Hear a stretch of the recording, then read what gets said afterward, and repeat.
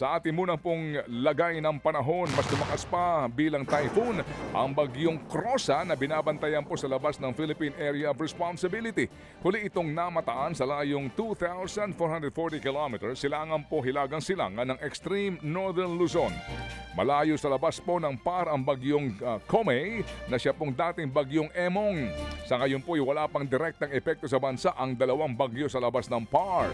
Pero patuloy pa rin po makakaranas ng mga pag-uulan sa Metro Manila, Cagayan Valley, Calabarzon at ilang pang bahagi ng bansa dahil pa rin po sa habagat.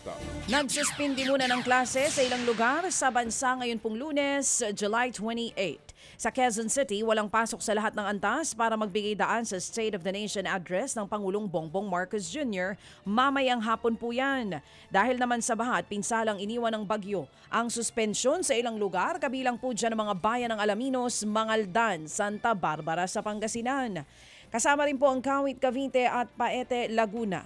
Wala ring face-to-face classes pero maaari pa rin mag-online o modular learning sa Navotas City. Kasama rin po ang Malabon, Muntinlupa at sa lalawigan ng La Union. Kasama din po sa ilang lugar sa Pangasinan gaya ng Bani, Basista, Binmalay, Bugalion, Dagupan City at San Carlos City. Ganyan din po ang sitwasyon sa Orbistondo, Pangasinan at sa Atok at La Trinidad, Benguet. Wala ring face-to-face classes sa Hagonoy, Malolos City at Paumbong sa Bulacan. Apalit at San Simon sa Pampanga at maging sa Montalban, Rizal. Nakataas po naman ang full alert status sa Metro Manila bilang paghahanda po sa ika-4 na State of the Nation address ni Pangulong Marcos Jr. mamayang hapon. Kaya nga po ng mga nakaraang song ang gaganapin yan sa Batasang Pambansa sa Quezon City. Mahigit sa 16,000 pulis ang ipakakalat para tiyakin daw ang seguridad at kaayusan po para sa SONA.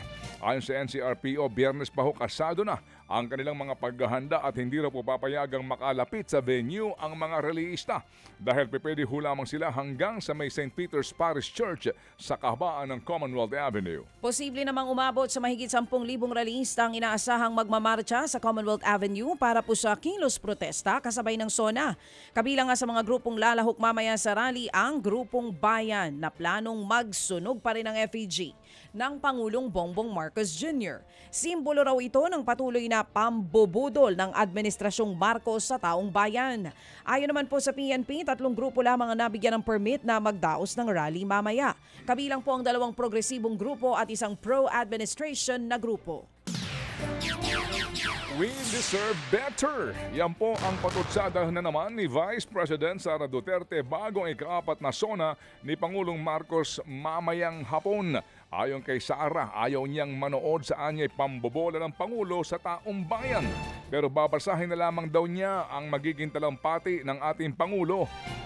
Para malaman niya ang mga sasabihin nito.